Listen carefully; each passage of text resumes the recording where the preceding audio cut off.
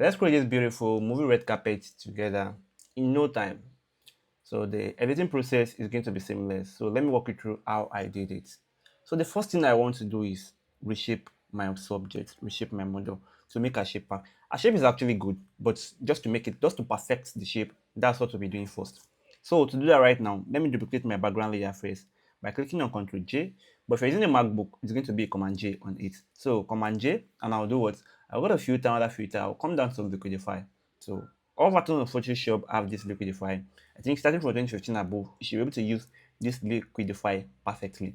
So pick on the first two, which is over here, which is the forward warp two, right? Then zoom in very, very well.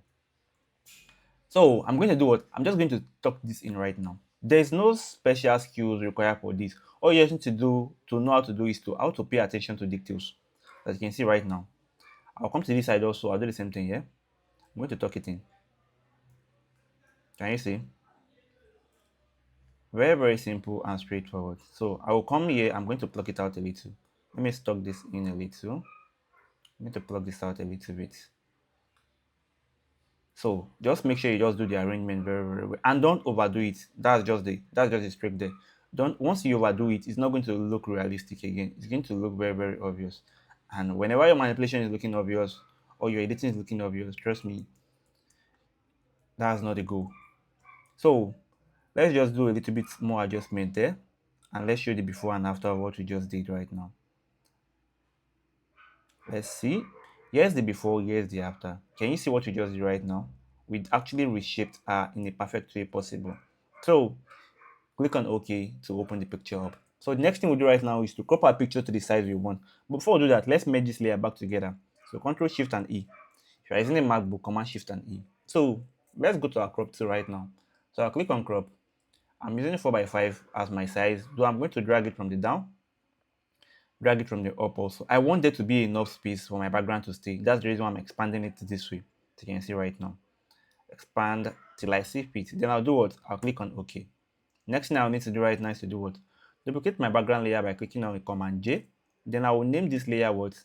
I'll name it my subject or my model. I'll click on Enter key. Next thing I'll do right now is to do what? To click on my object selection tool right now, as you can see. Then I'm do what? I'll scroll over my subject like this. Wait for it to load up to select my subject from. Boom. I did what? I have my subject selected right now. The perfect way possible. This is very, very nice. But it's actually left out some area which I will do myself manually, right? But it gave me a head start. Instead of me doing that manually by using polygonal lasso to trimming the edge, it was able to do this for me in less than a single minute.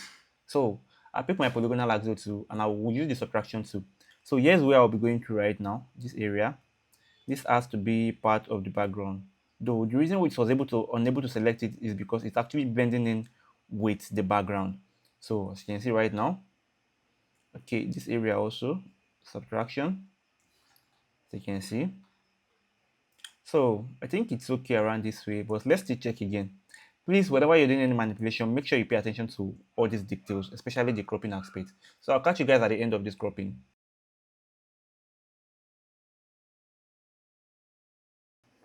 So now, let's say we have our subject selected perfectly. Now, next thing we need to do is to right click on it, go to feather.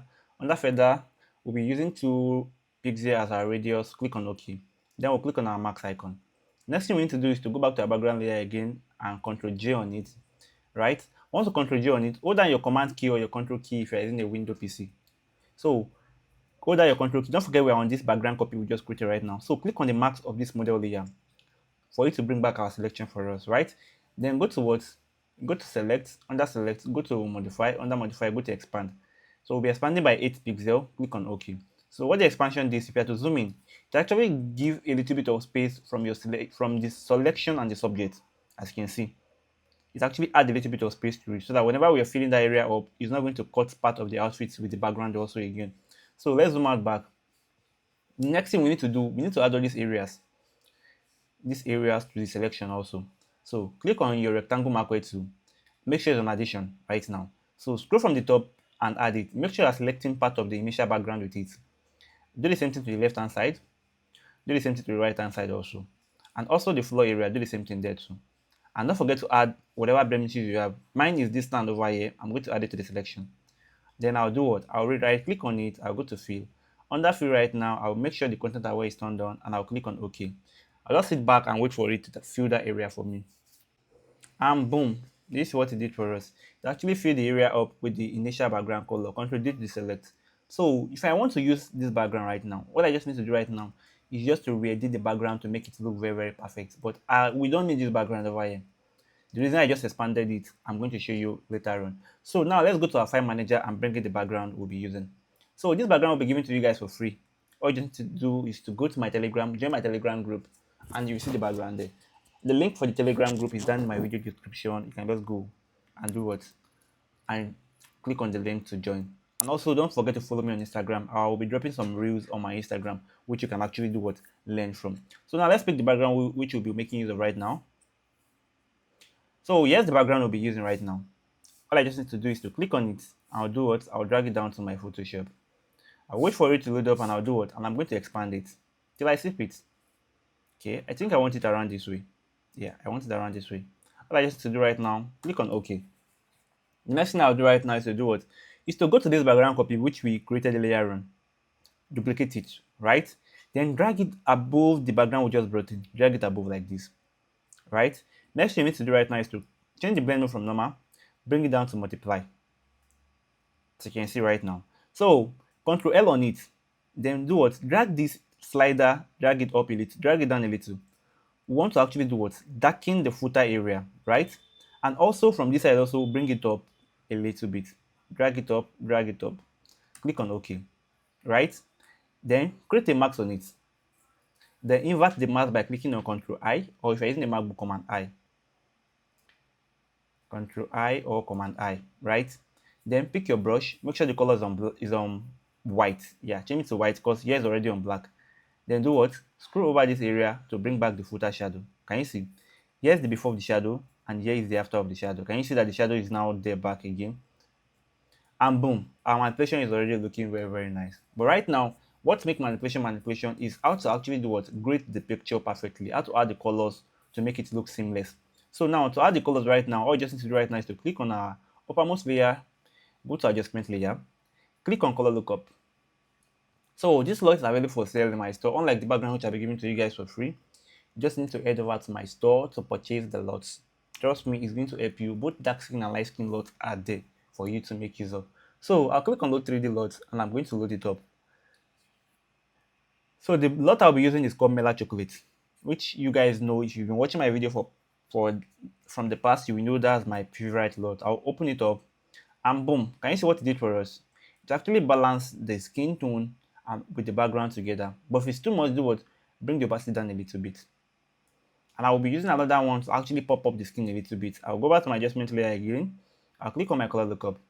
Then I'll do what? I'll click on load 3D lots.